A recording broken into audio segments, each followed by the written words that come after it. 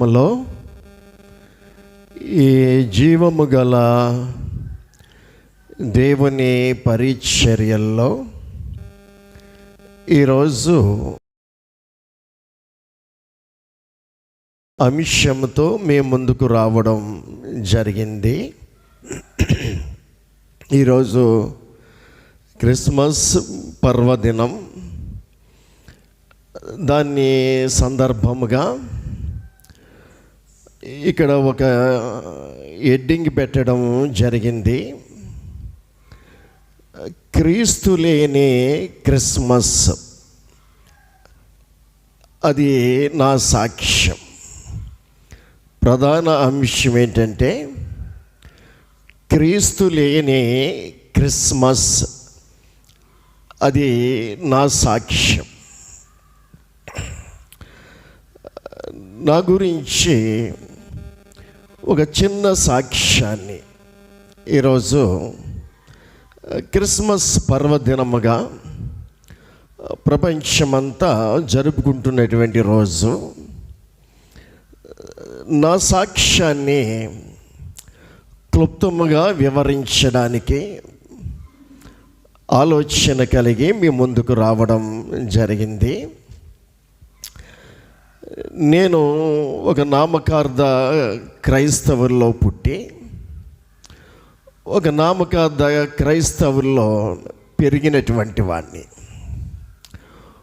పుట్టినది ఒక చోట, పెరిగినది వేరొక చోట. అయితే ఎవరు క్రైస్తవులుగా పుట్టరు, కానీ ప్రపంచంలో ఉన్న ప్రతి మనిషి పాపి. ఆ పాపి క్రీస్తుని రక్షకునిగా అంగీకరించిన తర్వాత క్రైస్తవుడుగా మార్చబడతాడు. అందుకే నేను నామకార్థ క్రైస్తవ కుటుంబంలో పుట్టాను, నామకార్థ క్రైస్తవ కుటుంబంలో పెరిగాను. ఇప్పుడు నా వయస్సు 63 సంవత్సరాలు.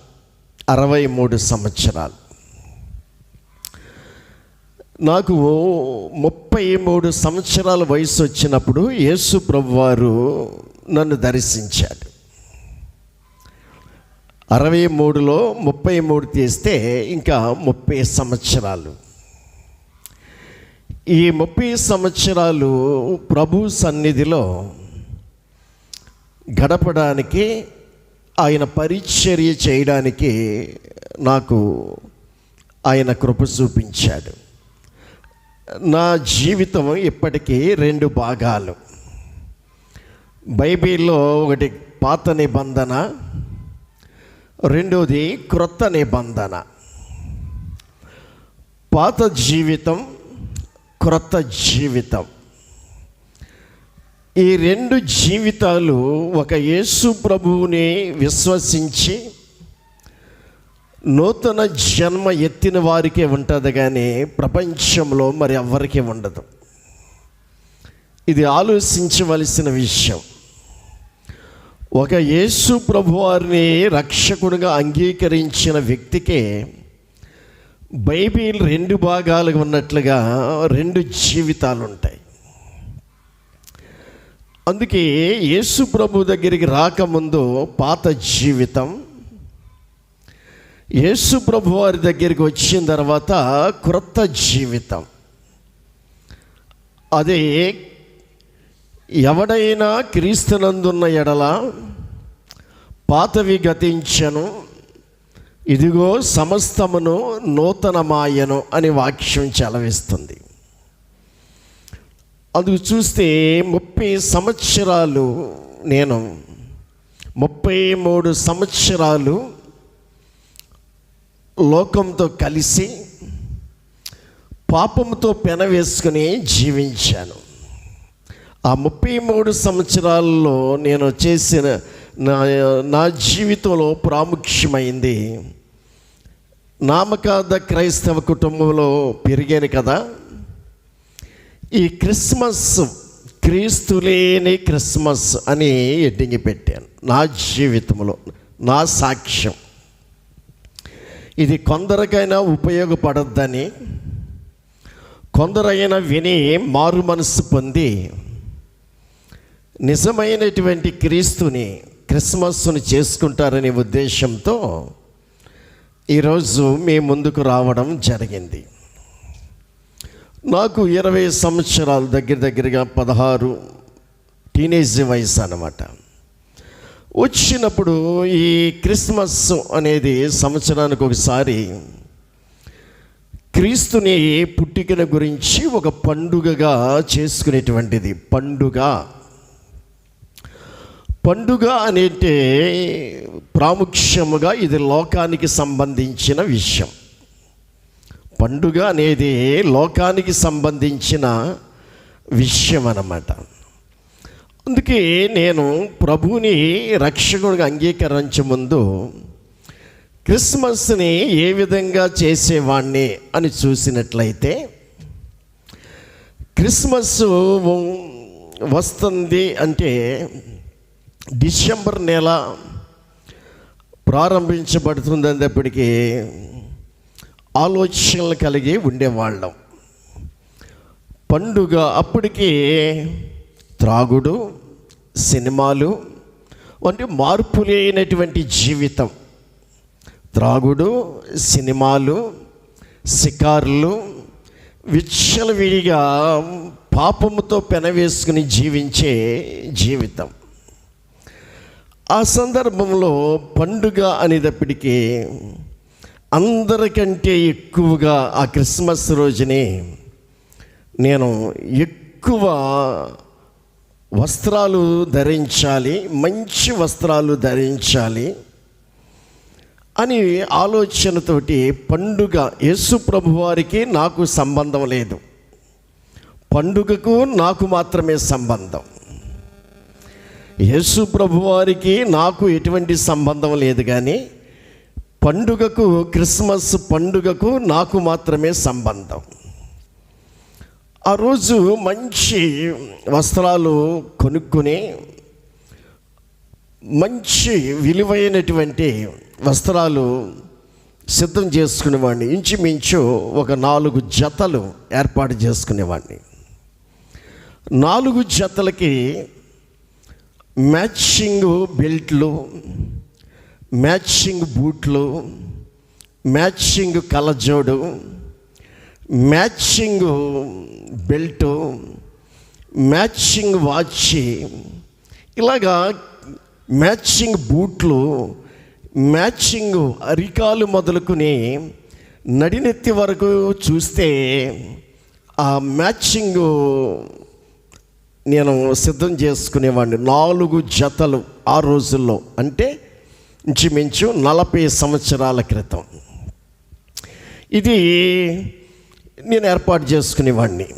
రెండోది, క్రిస్మస్ వచ్చేటప్పటికి మంచి మందు కదా, మంచి మందు అలవాటు, బీరు, బ్రాందీ, జిన్ను, ఇలాగా బార్ షాపులకి వెళ్ళి తాగేవాడిని.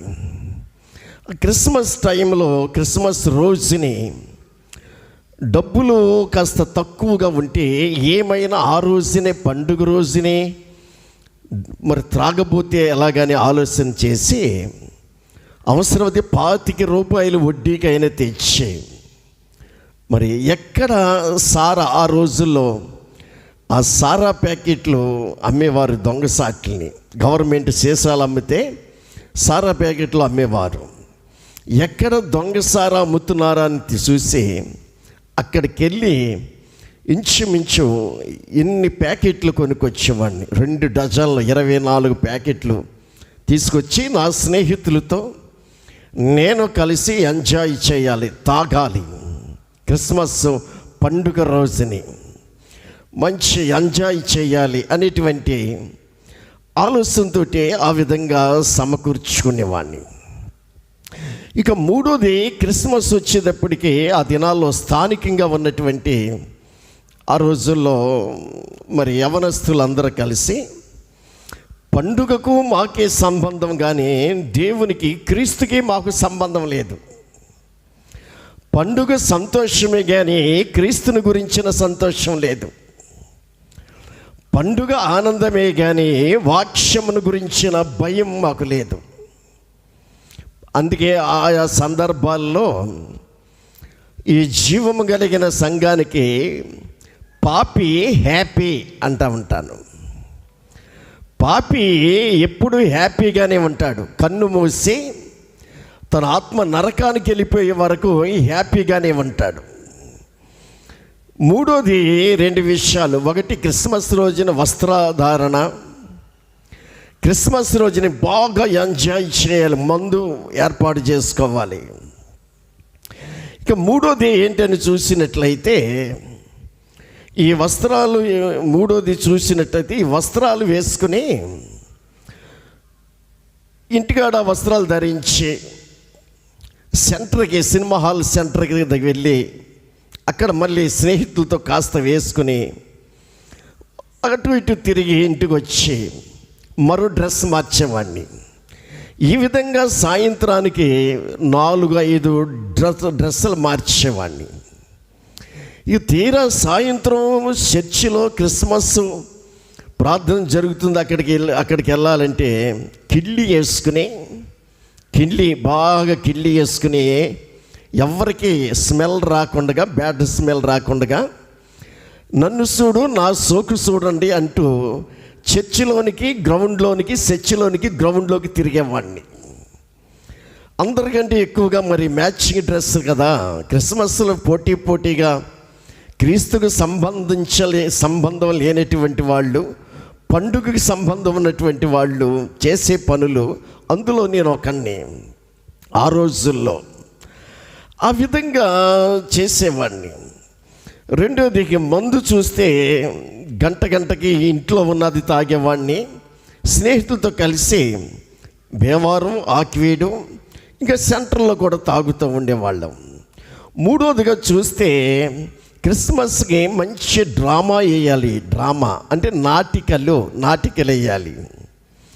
ఆ రోజుల్లో మరి పాప ఫలితమని, బైబిల్ దొంగలని, ఇంకా చాలా కొన్ని నాటకాలు వేసేవాళ్ళం. అందులో ఏ డైరెక్టర్ వచ్చినా నాకు హీరో పాత్ర నాకు ఇచ్చేవాడు. ఆ స్టేజీ, చర్చి దగ్గర స్టేజీ కట్టి ఆ వచ్చిన ఫెమీలాతోటి పాటలు పాడుతూ డ్యాన్స్ వేసేవాళ్ళం స్టేజీ మీద. అయ్యో, ఇది దేవుని సన్నిధి, ఇది పరిశుద్ధుడైన దేవుని సన్నిధి, ఇలాగా స్త్రీలతో నాట్యాలు డాన్సులు అయ్యకూడదనే ఇంగిత జ్ఞానం ఆ రోజుల్లో ఉన్న సేవకులకు కానీ, ఆ రోజుల్లో ఉన్న పెద్దలకు కానీ, ఆ రోజుల్లో ఉన్న యవ్వనస్తులు ఎవ్వరికీ లేదు. అంటే నా జీవితంలో సాక్ష్యం, క్రీస్తు లేని క్రిస్మస్ నా జీవితంలో ఎలా జరిగిందో మీకు చెప్తున్నాను. ఎవరికి కూడా ఇది దేవుని సన్నిధిగానే ఉండాలి అనేటువంటి ఆలోచనలు లేవు. డాన్సులు వేయడం, ఇంకా ఎస్ఐ పాత్ర వేసి టేజీ మీద కూర్చుని సిగరెట్ తీసుకుని నోట్లో పెట్టుకుని టేజీ మీద వెలిగించుకుని డైరెక్ట్గా తాగేవాళ్ళం. ఇటువంటి పనులు చేసేవాళ్ళం అన్నమాట. ఆ ఎస్ఐ డ్రెస్ ఆ రోజుల్లో ఆ నాటికలో ఎస్ఐ పాత్ర వేసుకున్నప్పుడు ఒరిజినల్గా కుట్టించేవాడిని నేను. అందరూ మామూలుగా వేసుకుంటే నేను ఎస్ఐ డ్రెస్, కాకి ప్యాంటు, కాకి షర్టు 40 సంవత్సరాల క్రితం ఒరిజినల్గా కుట్టించి, ఏమండి ఆ రోజుల్లో పోలీసు వాళ్ళు కానిస్టేబుల్ ఏమో నిక్కర్లు వేసేవారు, ఎస్ఐలేమో ప్యాంట్లు వేసేవారు. నేను రోడ్డు మీదకి వెళ్ళి స్నేహితులతో కలిసి చెయ్యెత్తితే లారీ వాళ్ళు ఏ వాహనమైన టక్కన బ్రేక్ వేసి నమస్కారం అండి అయ్యగారు ఎక్కుతారా అని అడిగేవారు. అంటే ఎస్ఐ అనుకునేవారు అన్నమాట. అటువంటి పనులు, గ్యామ్లింగ్ పనులు స్నేహితులతోటి చేసి వాళ్ళని ఏడిపించి కాస్త జోక్ చేసి పంపించేవాళ్ళు. క్రిస్మస్ రోజుని ఆ విధంగా కొన్ని కార్యక్రమాలు చేసుకుంటూ వచ్చేవాళ్ళం. ఇంకా విచిత్రమైన విషయం ఏంటంటే, క్రిస్మస్ రోజుని మైక్ చెట్టు పెట్టడం గొప్ప సంగతి. క్రిస్మస్ రోజుని మైక్ చెట్టు పెట్టడం అనేది ఆ రోజుల్లో గ్రామ్ఫోన్లు అందరూ డబ్బులు వేసుకుని ఈ సంవత్సరం మైక్ సెట్ లేకపోతే ఎలాగరా, ఈ సంవత్సరం ఏమైనా మైక్ సెట్ పెట్టాలి. చర్చిగాడు కాదు, ఇక్కడ బంధువులు మరి యేసుపదం గారు, ఎస్ఐ గారు అని పెద్ద అరుగులు ఉండేవి అన్నమాట. ఆ అరుగుల మీద పెట్టుకుని, అరుగు మీద పెట్టి యవనస్తులు అందరూ డబ్బులు పోగు చేసి మైక్ సెట్ని తీసుకొచ్చి పెట్టి పొద్దున్నుంచి సాయంత్రం వరకు సినిమా పాటలు వేసుకునేవాళ్ళు. ఇప్పుడు నాకు చూస్తే ఆశ్చర్యమును సిగ్గు అనిపిస్తూ ఉంటుంది. జ్ఞాపకం వచ్చినప్పుడు నేను ఈ జ్ఞాపకం వచ్చినప్పుడు ఎందుకు చేశాను అలాగా? క్రీస్తు లేని క్రిస్మస్ ఎందుకు చేశాను అలాగా అని సిగ్గుపడవలసి ఉంటుంది. నిజంగా చూసినట్లయితే క్రీస్తు లేని క్రిస్మస్ మరి సిగ్గుపడవలసినటువంటిది. ఈరోజు నా మనోనేత్రాన్ని నా ప్రభు తెరిచాడు కాబట్టి, చీకటిలో నుంచి ఆశ్చర్యమైన వెలుగులోకి నన్ను పిలిచాడు కాబట్టి, అవి ఎందుకు చేసేనా అలాగా? మనుషుల్ని ఆకర్షించడానికి, మనుషుల ఎదుట ఏదో గొప్పగా ఉండడానికి నేను చేసిన పని అని సిగ్గుపడుతూ ఉంటాను. ఈ విధంగా మైక్ సెట్ పెట్టుకుని పొద్దుటి నుంచి సాయంత్రం వరకు కూడా ఆ సినిమా పాటలు వేసుకుంటా ఉండేవాళ్ళం. ఇక క్యారల్స్, క్రిస్మస్ క్యారల్స్ ఉన్నాయి చూసావా? ఈరోజు క్రిస్మస్ క్యారల్స్ అంటున్నారు. దాన్ని సువార్త దండయాత్ర కింద చేయాలి. ఈరోజు గ్రామాల్లో సంఘాలు ఏమండి 3 గంటలకి 4 గంటలకి గ్రామంలో కానీ సిటీలో కానీ ఎవ్వరు లెగకుండగానే చీకటిలోనే మనం వెళ్ళిపోయి చుట్టూ తిరిగి వచ్చేస్తే ప్రయోజనం ఏమి లేదు. తెల్లవారిన తర్వాత క్రిస్మస్ క్యారల్స్ అంటే తెల్లవారిన తర్వాత కేవలం క్యాండిల్స్ గురించి కాదు. క్రిస్మస్ క్యారల్స్ అంటే క్యాండిల్ గురించి మాత్రం కాదు. అసలు క్యాండిల్స్ దీపారాధనది.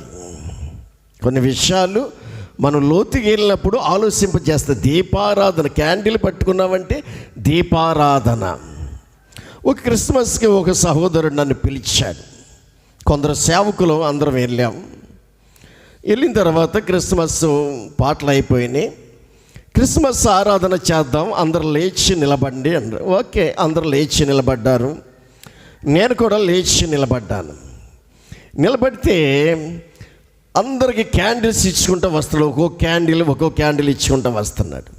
నా దగ్గరికి వచ్చిన తర్వాత నాకు అవసరం లేదని, నాకు అవసరం లేదు. దీపారాధన అనేది పాత నిబంధన. 7 సువర్ణ దీప స్తంభాలు ప్రత్యక్ష గుడారములు, అది నీడ. ఇప్పుడు నిజస్వరూపం క్రీస్తు వచ్చేసాడు. పాత నిబంధనలో ప్రత్యక్ష గుడారములో దీప స్తంభాలు ఉన్నాయి. అది దీపారాధన. పాత నిబంధన నీడ, క్రొత్త నిబంధనకి క్రీస్తు ప్రత్యక్షమయ్యాడు కాబట్టి, నిజస్వరూపం వచ్చాడు కాబట్టి ఇక నీడ అవసరం లేదు, క్యాండిల్స్ అక్కర్లేదు. ఆత్మారాధన చేయాలి.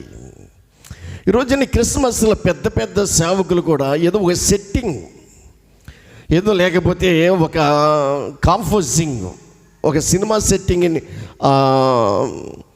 కార్తీక మాసం వచ్చినప్పుడు హైదరాబాదు ఆ పెద్ద పెద్ద సిటీల్లో కొందరు నిర్వహిస్తున్నప్పుడు ఆ సెట్టింగ్లు చూసినప్పుడు చాలా లక్ష దీపాలు, కోటి దీపారాధన. నీకు ఉంటే 1000 మంది 2000 మంది క్యాండిల్స్ పట్టి 1,00,000 కోటి అన్యులు చేస్తున్నారు దీపాలు పట్టుకుని. మరి వాళ్ళు పట్టుకుని దీపారాధన చేస్తుంటే నిజరక్షకుడు పుట్టినరోజని, లోకరక్షకుడు పుట్టినరోజని, క్రిస్మస్ హ్యాపీ అని చెప్పి మరి మనము కూడా దీపారాధన చేసేవారుగా ఉంటే వాళ్ళకి మనకి తేడా ఉంది.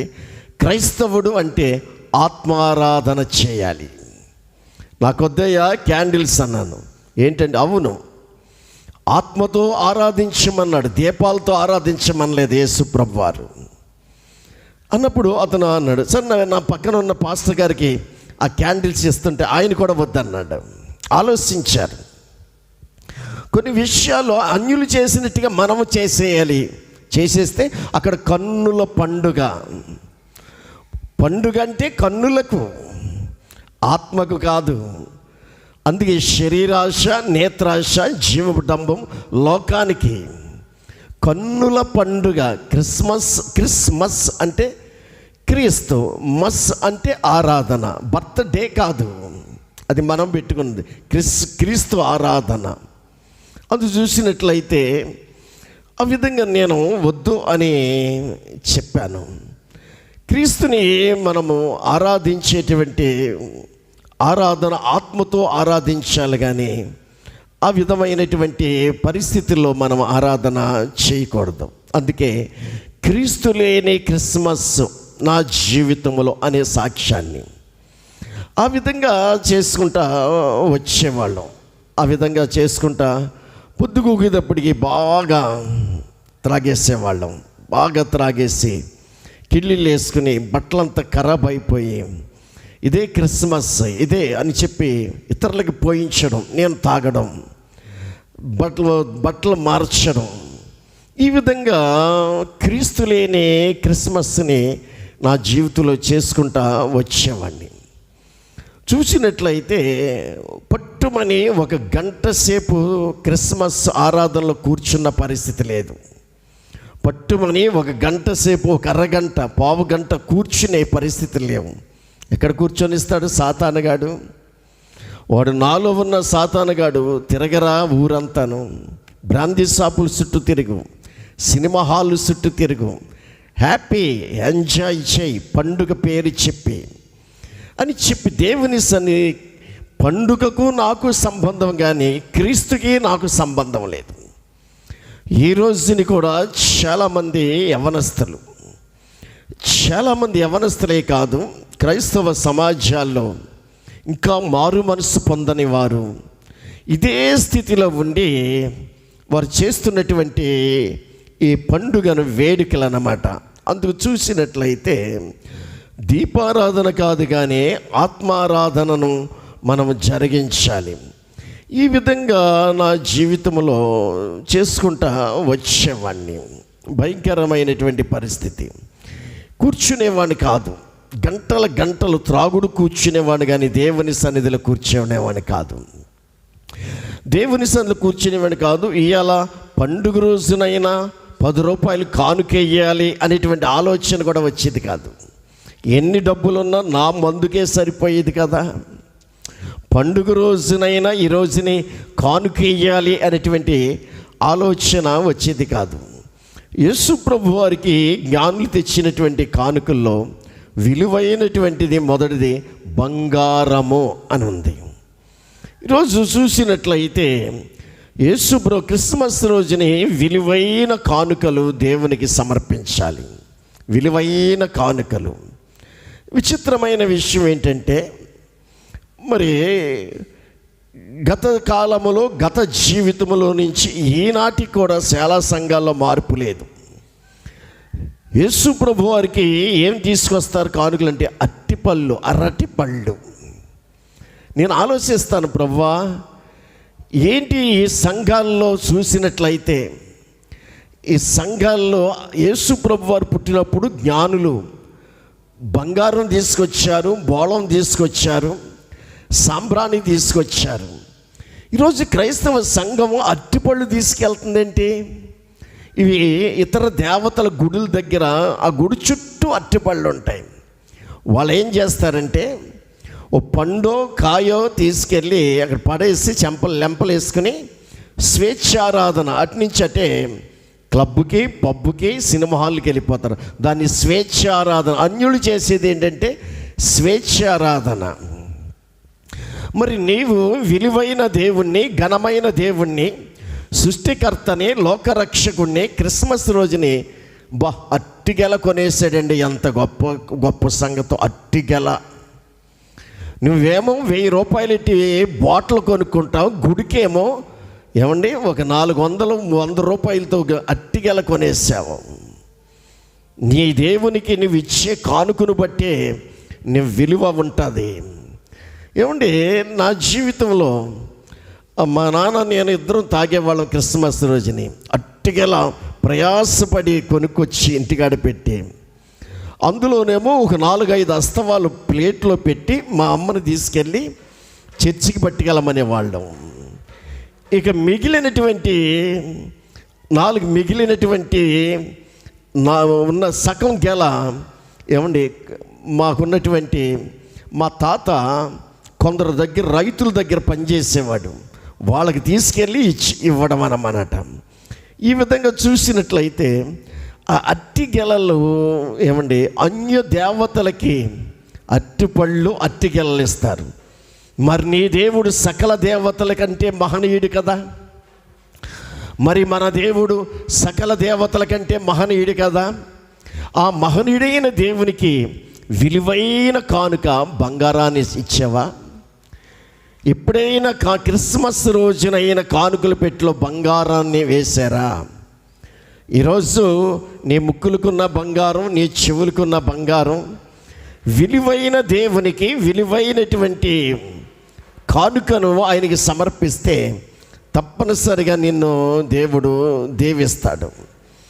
అందుకు చూస్తే దేవునికి కానుకలు ఇచ్చుట్లో కూడా క్రైస్తవ్యం తప్పిపోయింది. అన్యులు చేసినటువంటి పనులే చేస్తూ విలువలేని పనులు, ఆ అట్టిగెలలు పళ్ళల్లో అట్టిగెలలు ఆ పళ్ళుకి పాటలు పెట్టడానికి గంటలు తరబడి సమయాన్ని వ్యర్థం చేసుకుంటారు తప్ప పట్టుమని ఒక 40 నిమిషాలు, ఒక గంట మంచి సేవకుల్ని పిలిపించి వాక్యం చెప్పిస్తే ఆ వాక్యం విని ఆ రోజునైనా ఒక పాపి మారు మనసు పొందితే అది నిజమైన క్రిస్మస్ అన్నమాట. క్రిస్మస్ రోజునైనా వాక్యం సంఘాల్లో చెప్పితే ఒక పాపి వాక్యం విని మారు మనసు పొందితే అది నిజమైనటువంటి క్రిస్మస్ అనబడుతుంది. అందుకు చూస్తే క్యారల్స్ అనే విషయం కాడ నేను ఆగాను. క్యారల్స్ అనేది ఆ యొక్క మరి క్యాండిల్స్ గురించి కాదు, కానీ యేసు పుట్టాడు అనే సువార్త దండయాత్ర కింద సువార్తను చెప్పడానికి మనం తిరగాలి మన గ్రామాల్లో, మన పట్టణాల్లో. కానీ ఈ రోజుని చీకటితో ఎవ్వరు లేకుండానే మనమే తిరిగి వచ్చేసిన వల్ల ప్రయోజనం ఏమీ లేదు. ఎవ్వరు లేకుండా చీకటితోనే మనం తిరిగి రావడం వల్ల తెల్లవారిన తర్వాత నిజమైన క్రిస్మస్, నిజమైనటువంటి ప్రభువు మీద నీకు రక్షకుని మీద నిజమైన సంతోషం నీకుంటే తెల్లవారిన తర్వాత అందరూ కొత్త బట్టలు ధరించి పాంప్లెట్లు తీసుకుని ప్లూ కార్డులు తయారు చేసుకుని గ్రామం అంతా క్రీస్తు పుట్టాడు, రక్షకుడు పుట్టాడని మీరు చేస్తే దానివల్ల దేవుడు సంతోషిస్తాడు. ప్రజలందరూ తిరుగుతున్నప్పుడు మెలకుగా ఉన్నప్పుడు చేయాలి. ఎవరు లేకుండా తిరిగి వచ్చేస్తే దానివల్ల ప్రయోజనం ఏముంది? అది మనం తృప్తిపరుచుకోవడం, ఏదో చేసేసేమనుకోవడానికి. అందుకు చూస్తే ఈ విధముగా దేవునికి క్రిస్మస్ రోజుని కానుకలు ఇవ్వడంలోనూ క్రైస్తవులు తప్పిపోయారు. సువార్త ప్రకటించడంలోనూ తప్పిపోయారు. ఆడంబరాల విషయంలో కూడా తప్పిపోయారు. ఇంకా కొన్ని చర్చిల్లో చూసినట్లయితే భయంకరమైన పరిస్థితి. తెల్లారిన తర్వాత పోలీస్ స్టేషన్లు, కోర్టులు కూడా ఉంటాయి. అయ్యా ఏంటంటే ఆ చర్చిలో నుండి ఒకే చర్చి కానీ 2 ఆరాధనలు 2 గ్రూపులు అయిపోయినాయండి. చర్చి ఒకటే కానీ 2 గ్రూపులు అయిపోయినాయండి. ఒక చర్చి వాళ్ళు ఒక గ్రూప్ వాళ్ళు ఏమో శనివారం పండుగ చేసుకుంటారంటండి, మరో గ్రూప్ వాళ్ళు ఏమో శుక్రవారం పండుగ చేసుకుంటారంట. ఈ 2 గ్రూపులకి పడక దెబ్బలాడుకుని కొట్టుకుని పోలీసులు వస్తే కోర్టులు పాలు, పోలీస్ స్టేషన్లు పాలు. సిగ్గుపడవలసిన విషయం. క్రైస్తవం ఏమంటే ప్రేమ, సమాధానం, సంతోషం, నీతి. దేవుని రాజ్యం అంటే భోజనము పానము కాదన్నాడు. దేవుని రాజ్యం అంటే భోజనము పానము కాదు, నీతి, సమాధానము, పరిశుద్ధాత్మ యందలి ఆనందమై ఉందన్నాడు. క్రిస్మస్ రోజుని నీతి, సమాధానము, పరిశుద్ధాత్మ యందలి ఆనందముతో మనం ఉన్నప్పుడు దేవుడు సంతోషిస్తాడు, దేవుడు మహిమపరచబడతాడు. అందుకు చూసినట్లయితే నా జీవితంలో క్రీస్తు లేని క్రిస్మస్ నా జీవితంలో సాక్ష్యం. ఈ పళ్ళు తీసుకుని మా అమ్మ గెల తెచ్చేవాళ్ళం. మేము 1000 రూపాయలు మందు తాగుతూ ఉండేవాళ్ళం. ఒక 100 రూపాయలు ఎట్టి గెల తెచ్చేవాళ్ళం. చాలా గొప్ప క్రిస్మస్ రోజున అట్టి గెల. ఆ గెల 4-5 అస్తవాలు పళ్ళెములు పెట్టి ఒక సీట్ రాసి పళ్ళెములు పెట్టి క్రిస్మస్కి మా అమ్మ వెళ్ళేది. వాళ్ళు ప్రార్థనకి వెళ్ళే టైంలో మేము ఫుల్ అయిపోయేవాళ్ళం. వాళ్ళ ప్రార్థనకి వెళ్ళే టైంలో మేము ఫుల్ అయిపోయేవాళ్ళం. మా అమ్మ వెళ్ళి ఆ క్రిస్మస్ ప్రార్థనలో కూర్చుని కార్యక్రమం అంతా అయిపోయిన తర్వాత పాటలు మొదలెట్టేవారు. 1-2 అయిపోతూ ఉండేది. మా అమ్మ ఇంకా వచ్చేది కాదు. మా నాన్న అడుగుతాండి, రా అమ్మ వచ్చిందేంట్రా అనేవాడు. ఇంకా రాలేదు. ప్రార్థన అయిపోయింది కదా, ఇంకా రాలేదు. పాటలు అయిపోయినాయి కదా, ఇంకా రాలేదు. మరి ఏంటి ఇంత లేటు? సరే వచ్చిన తర్వాత మా నాన్న కళ్ళు ఎరజేసి అడిగేవాడు, అందరూ వచ్చేసారు కదా, పాటలు అయిపోయినాయి, ప్రార్థన అయిపోయింది, ఇప్పుడు దాకా ఉన్నావేంటి అని అడిగేవాడు. ఆవిడ అనేది, పళ్ళెం గురించి ఉన్నానండి, నా పళ్ళెం చాలా చివరన ఉంది, అట్టుపళ్ళు పళ్ళెం, నాది పాట అయిన తర్వాత నేను వచ్చేస్తే పళ్ళెం పోతుందని పళ్ళెం కోసం కూర్చున్నానండి అనేది. ఆ రోజుల్లో నిజమే. ఆ కంచు పళ్ళాలు, స్టీల్ పళ్ళాలు పట్టుకెళ్ళేవారు. ఆ పళ్ళెం పాట వచ్చే వరకు అలాగే కూర్చునేవారు. ఇంకా ఎన్నో రకరకాలైనటువంటి పనులు, రకరకాలైనటువంటి పద్ధతులు అలాగుండేవి. అలాగా మరి నామకార్థముగా నా జీవితము మరి క్రీస్తు లేని క్రిస్మస్ 33 సంవత్సరాలు నేను చేశాను. 33 సంవత్సరాలు. క్రిస్మస్ రోజునే ఒక్కో సందర్భంలో కొత్త సినిమా వస్తే భీమవరం వెళ్ళిపోయేవాడిని. క్రిస్మస్ కొత్త సినిమా అయితే భీమవరం వెళ్ళిపోయేవాడిని. వెళ్ళి ఒక్కో సందర్భంలో సాయంత్రం 1 టికెట్కి 2 సినిమాలు చూసి బస్సుకి డబ్బు లేక టౌన్ స్టేషన్లో పడుకొని తెల్లారు 5 గంటల బండికి రావాల్సింది, మెలకు రాకపోతే కాలు నడకన నడుచుకుంటూ చేరుకొని వచ్చేవాడిని. దేవుడు నాకు బుద్ధి చెప్తా ఉండేవాడు అన్నమాట. దేవుడు నాకు అలాగా కష్టపెడతా ఉండేవాడు. అలాగ 33.5 సంవత్సరాలు క్రీస్తు లేని క్రిస్మస్ చేసుకుంటూ వచ్చాను. ఈ రోజుని కూడా అనేకులు క్రీస్తు లేని క్రిస్మస్. మందును బట్టి పండుగలో ఆనందం కాదు, వస్త్రాలను బట్టి పండుగలో ఆనందం కాదు, బంగారాన్ని డబ్బును బట్టి పండుగలో ఆనందం కాదు, మనం వేసే కోరియోగ్రఫీ రికార్డ్ డ్యాన్స్ని బట్టి పండుగలో ఆనందం కాదు. పండుగలో మనం ఇచ్చే బహుమతులను బట్టి కాదు, కానీ నీ పూర్ణ మనస్సుతో పూర్ణ హృదయముతో పరిశుద్ధుడైన దేవుడు కాబట్టి నువ్వు పరిశుద్ధంగా ఉండి పరిశుద్ధంగా ప్రభుని నువ్వు ఆరాధిస్తే క్రిస్మస్ నిజమైన క్రిస్మస్ అవుద్ది.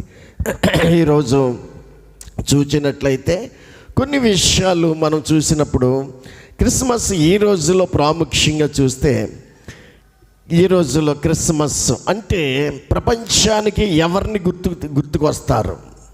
క్రిస్మస్ అంటే ప్రపంచానికి ఎవరు గుర్తొస్తారు? క్రిస్మస్ తాత. ఏ టీవీలో చూడండి క్రిస్మస్ తాతనే చూపిస్తాడు.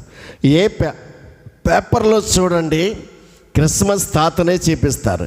ఎక్కడ చూసిన క్రిస్మస్ తాత. క్రీస్తు మిస్సు. క్రీస్తుని చూపించే వాళ్ళు ఎవరు లేరు. క్రిస్మస్ తాతని చరిత్రలో అతను ఉండొచ్చు. సంక్రాంతికి నెత్తి మీద పెట్టుకుని కొమ్ముదాసుడు వచ్చి హరిలో రంగ హరి అని చెప్పి నాక్షవాడి ఏదో కానుక పట్టుకెళ్ళిపోతూ ఉంటాడు. సంక్రాంతికి హిందువులు ఆ దాసుడు వస్తే, హరిదాసుడు వస్తే, క్రిస్మస్కి క్రిస్మస్ తాతను తీసుకొచ్చారు క్రైస్తవులు. బైబిల్ ఎక్కడుంది? బైబిల్ సపోర్ట్ చేయని దాన్ని నువ్వెందుకు చేస్తున్నావు? అదే నాకు కావాలి. బైబిల్ సపోర్ట్ చేయని దాన్ని, బైబిల్ సపోర్ట్ చేయని దాన్ని డిసెంబర్ 25వ తారీఖు బైబిల్లో యేసు ప్రభు పుట్టినట్టుగా 25వ తారీఖునని బైబిల్లో వ్రాయించలేదు. దేవుడు పుట్టాడు, బెత్లెహేములో పుట్టాడు. ఏదో ఒక చోట పుట్టాడు, బెత్లెహేములోనే ఒక చోట, పశువుల తొట్టిలో మాత్రం కాదు. సత్రంలోకి వచ్చేటప్పటికే ఆల్రెడీ మరియమ్మ గారు యేసు ప్రభుని ప్రసవించింది. సత్రంలోకి వచ్చే చోటు లేదు. సత్రంలోకి రాకముందే డెలివరీ అయిపోయింది. యేసు ప్రభు జన్మించాడు బెత్లెహేములోని ఏదో చోట. సత్రంలో ఖాళీ లేదు, బయటకు వచ్చి పిల్లోడిని పశువుల దొట్లో పెట్టాడు. పశువుల దొట్లో పుట్టాడు అంటావేంటి? ఇది కూడా రాంగ్ స్టెప్ వేసింది క్రైస్తవ్యం. చూడండి బైబిల్లో మీరు, సత్రములోకి రాకముందే ఆవిడ ప్రసవించింది. సత్రములోకి వచ్చిన తర్వాత ఖాళీ లేక బాలింతరాలని చూస్తే బయటకు వస్తే పశువుల దొట్టును దాంట్లో పడుకోబెట్టారు. అది ప్రాముఖ్యమైన విషయం. అందుకు చూసినట్లయితే ఇలా కొన్ని క్రైస్తవ్యంలో బోధకులు చేసిన పొరపాట్లు ఈరోజు సంఘాల మీద రుద్దక్కర్లేదు, కానీ బోధకులమైనటువంటి మేము చేసిన పొరపాట్లే ఈ రోజుని అలాగా జరుగుతున్నటువంటిది. అందుకు చూస్తే క్రిస్మస్ తాతను గురించి చెప్పిన ఇవి పబ్లిసిటీ. క్రిస్మస్ రోజుని యేసు ప్రభు గురించి ఎందుకు చెప్పరు?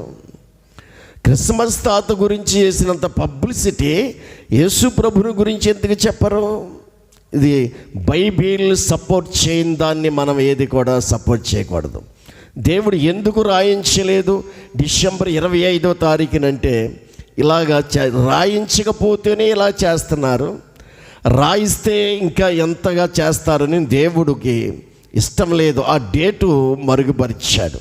కానీ ఈ మధ్య ఒక ఆశ్చర్యమైన విషయం ఏంటంటే, యేసు ప్రభుని 8వ రోజుని సున్నతి చేయించడానికి జోసెఫ్ మరియమ్మ మరి దేవాలయాన్ని తీసుకొచ్చారు. 8వ రోజుని పుట్టిన 8వ రోజుని సున్నత చేయించాలి. సున్నత చేయించడానికి ఈ మధ్య ఆ రోజులో రోమా గవర్నమెంట్ వారు పరిపాలన చేసేవారు. యోధా ధర్మశాస్త్ర ప్రకారం, యోధా మత ప్రకారం ఎవరు సున్నతి చేసుకున్నా, ఎవరి పేరు సున్నతి చేసిన రోజుని వారి చరిత్ర గ్రంథాల్లో ఆ డేటు లిఖితం చేసేవారు.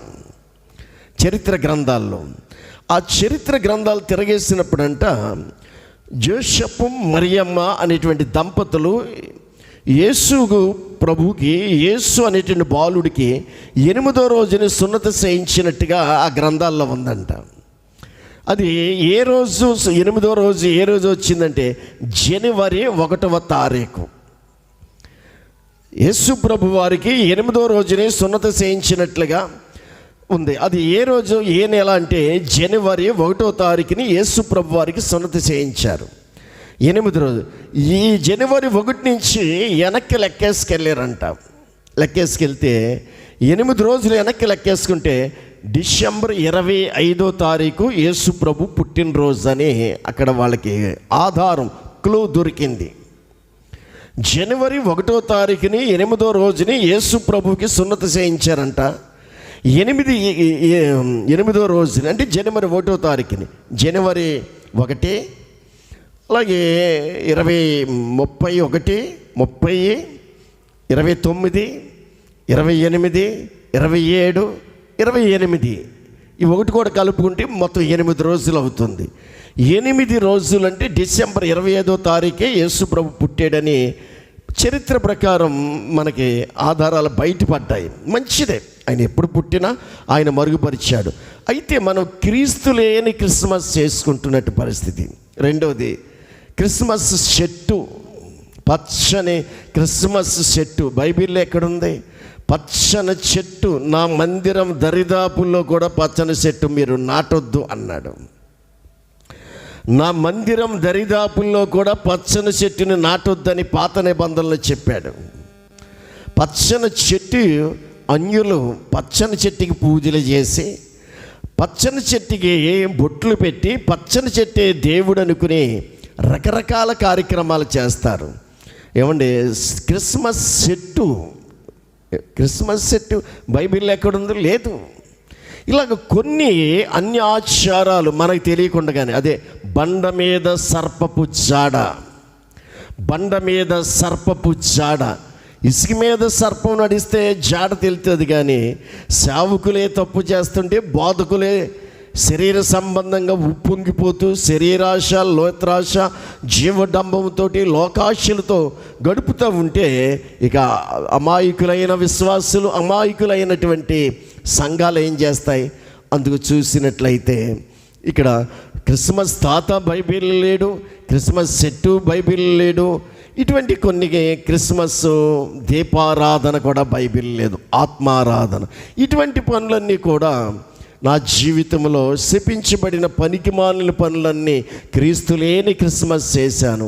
33.5 సంవత్సరాలు నాకు క్రీస్తుకి నాకు సంబంధం లేదు, పండుగకు నాకు సంబంధం. క్రీస్తు సంతోషం నాలో లేదు, పండుగ సంతోషం. క్రీస్తు ఆనందం నాలో లేదు, పండుగ ఆనందం. పండుగ అయిపోయి తెల్లారా ఏమండి, ఎలక్షన్లో ఓడిపోయిన లేక గాలి తీసిన టైర్ లేక సప్ప తెల్లారు సూరమంట ఉండేవాడు. ఈ వారమంతా తాగి క్రిస్మస్ తెల్లారు అయిపోయిన తర్వాత ఏదో ఏమండి చూసినట్లయితే క్రీస్తు లేని క్రిస్మస్ చాలా డేంజర్. అట్టుగా అలా జీవిస్తున్న నన్ను నా ప్రభువారు దర్శించాడు. దర్శించి నాకు మారు మనసు అనుగ్రహించి నూతన స్వభావాన్ని ఇచ్చి నాకు వాక్యానుసారమైన బాప్తిస్మనిచ్చి నన్ను దేవుని ఆత్మచేత నన్ను నింపి ఆయన ఆత్మ నాలో ఉన్నదని, నాకు ఆత్మ కలదని నేను ఎరుగుదునని పౌలు అంటున్నాడు. ఆయన ఆత్మ నాలో నివసింపజేస్తూ ఉపదేశించడానికి ఉపకారాత్మనిచ్చాడు. నాకు ఇచ్చి నిజమైనటువంటి ఆనందాన్ని, కష్టాలు, శ్రమలు, ఇబ్బందులు, రోగాలు, బలహీనతలు ఎన్నున్నా ఆత్మానందం, ఆత్మ సంతోషం, మార్పు చెందిన క్రైస్తవుల్లో ఉండే నిజమైనటువంటి క్రిస్మస్ ఏదంటే, ఎవరైతే మారు మనసు పొంది క్రీస్తుని కలిగి ఆత్మాభిషేకం కలిగి ఉంటారో అది నిజమైనటువంటి క్రిస్మస్. క్రీస్తు లేకుండా నువ్వు పండుగ చేసుకుంటే ప్రమాదం ఉంది. క్రీస్తు పుట్టాడని చెప్పే ఈ పండుగ రోజునైనా మీరు జన్మించి మనసు మార్చుకుని, అరే పండుగ రోజుని తాగుడు మానేశాను రా, ఒక సాక్ష్యం. పండుగ రోజుని బూతులు మానేశాను రా, ఒక సాక్ష్యం. పండుగ రోజుని సినిమాలు మానేశాను రా, ఒక సాక్ష్యం. పండుగ రోజుని అక్రమ సంబంధాలు మానేశాను, సాక్ష్యం. పండుగ రోజుని పాపిష్టి పనులు మానేసి నేను మార్పు చెందానని, క్రిస్మస్ పండుగ రోజుని నేను మార్పు చెందాను, నిర్ణయం తీసుకున్నానని ఒక సాక్ష్యం నీ జీవితంలో ఉంటే నువ్వు ధన్యుడు అవుతావు, ధన్యురాలు అవుతావు. అందుకే క్రీస్తు లేకుండా నువ్వు పండుగ చేసుకుంటే పండుగ కానీ మస్ కాదు, ఆరాధన కాదు. అందుకే క్రిస్మస్ పండుగ, క్రిస్మస్ అంటే ఆరాధన. క్రిస్మస్ పండుగ ఏమో లోకానికి సంబంధించింది, క్రిస్మస్ ఆరాధన ఏమో సంఘానికి సంబంధించింది. అది ఈరోజు నేను గ్రహించిన విషయం. నా ప్రభువు నన్ను నిజమైనటువంటి ప్రతిరోజు క్రిస్మస్సే, ప్రతి ఆదివారం క్రిస్మస్సే. సంఘంతో కలిసి ఆనందిస్తుంటే, సంఘంతో కలిసి ప్రార్థిస్తుంటే, సంఘంతో కలిసి ఆరాధిస్తుంటే, సంఘంతో కలిసి పాటలు పాడుతుంటే, సంఘంతో కలిసి ప్రభుని స్తుతిస్తూ ఉంటే క్రిస్మస్సే. నువ్వు మారు మనసు పొందకపోతే సంవత్సరానికి ఒక పండుగ. నువ్వు మారు మనసు పొంది రక్షించబడితే ప్రతి ఆదివారం, ప్రతి ఏ రోజుని దేవుని సన్నిధి ఉన్నా ఆ రోజుకి మళ్ళీ ఆదివారం క్రైస్తవులుగా మాత్రమే ఉండకూడదు, మనం నిత్య క్రైస్తవులుగా ఉండాలి. అనుదినము వారు దేవుని మందిరములో వారు బోధించుచుండిరి. అనుదినము దేవుని మందిరములో మనము దేవుని సన్నిధిలో ఉండాలి. అందుకు చూసినట్లయితే ఈ క్రిస్మస్ రోజునైనా నీ మనసు మార్చుకుని క్రీస్తు లేకుండా కాకుండా క్రీస్తును కలిగిన క్రిస్మస్ మన జీవితాల్లో ఉంటే ధన్యులం. మన పండుగలు చేసుకుని మారు మనసు పొందకుండా మరణించినట్లయితే నరకాగ్ని గుండానికి వెళ్ళిపోతాం, నరకాగ్ని గుండములో కాల్తాం. కాబట్టి అందుకని క్రిస్మస్లో క్రీస్తుని మిస్ చేయొద్దు. క్రిస్మస్లో క్రీస్తు లేని క్రిస్మస్ చేయకుండా ఈ క్రిస్మస్ రోజునైనా నీ మనసు మార్చుకో. దేవుడు నన్ను మార్చాడు. అందుకే ఈ క్రిస్మస్ వచ్చినప్పుడు ఎలాగుంటుందో నాకు తెలుసు. కాబట్టి దేవుని సేవ చేస్తున్నప్పటికీ కూడా దీన్ని నేను సపోర్ట్ చేయకుండా, ఎందుకంటే నేను అలాగ చేసేవాడిని కాబట్టి కేవలం మా ఆత్మలో ఆరాధిస్తాను, ప్రార్థిస్తాను, ప్రభుని స్తుతిస్తాను. కానీ ఈ సంక్రాంతి సంబరాలు, క్రిస్మస్ వేడుకలు అన్నట్లుగా లోకంలో ఉన్నటువంటి పద్ధతులుగా మనం చేయకూడదనే ఉద్దేశంతో ఇక్కడ జీవం కలిగిన దేవుని పరిచర్యలో కూడా ఆరాధన తప్ప పండుగ ఉండదు. జీవం కలిగిన సంఘముల ఆరాధన ఉంటుంది, కానీ పండుగ అనేది ఉండదు. బైబిల్ సపోర్ట్ చేయలేదు. చక్కని వాక్యం అన్నాడు కొలస్సీల్లో, ఈరోజు అమావాస్య, ఈరోజు విశ్రాంతి దినము, ఈరోజు పండుగ అని ఎవడైనా చెప్తే వాడికి మీరు అవకాశం ఇవ్వద్దన్నాడు. కొత్త నిబంధన పండుగలకి సపోర్టే చేయలేదు అసలే. పాత నిబంధనలు చేశారు, మీ పండుగ దినాలు నాకు అసహ్యం అన్నాడు. కొత్త నిబంధనకు వచ్చేటప్పటికి ఈరోజు విశ్రాంతి దినము, ఈరోజు అమావాస్య, ఈరోజు పండుగ అని ఎవడైనా చెప్పితే మీరు అవకాశం ఇవ్వద్దని చెప్పేసాను అన్నాడు. అందుకు చూసినట్లయితే బైబిల్ని సపోర్ట్ చేద్దాం. దేవుడు ఆ విధంగా నన్ను మార్చాడు. నిజమైన క్రిస్మస్ నా జీవితంలో నిజమైన ఆనందం, నిజమైన వాక్యానందం, నిజమైన ఆత్మానందం, నిజమైనటువంటి ఆరాధన సంతోషం ఉంది. కాబట్టి పండుగ లోకానికి, ఆరాధన సంఘానికి. నువ్వు లోకానికి సంబంధించిన వాడవో, లోకానికి సంబంధించిన దానివో, లేక సంఘానికి సంబంధించిన దానివో, సంఘానికి సంబంధించిన వాడవో, నువ్వు ఈరోజు నువ్వు గ్రహించుకుని, ఒకవేళ నువ్వు లోకానికి సంబంధించి పండుగ చేసుకో, సంఘానికి సంబంధిస్తే ఆరాధన చేసుకో. అందుకు ప్రభు త్వరగా వస్తున్నాడు, ఏ క్షణమైన ప్రభు వస్తున్నాడు. కాబట్టి దేవుడి వాక్యాన్ని దీవించునుగాక.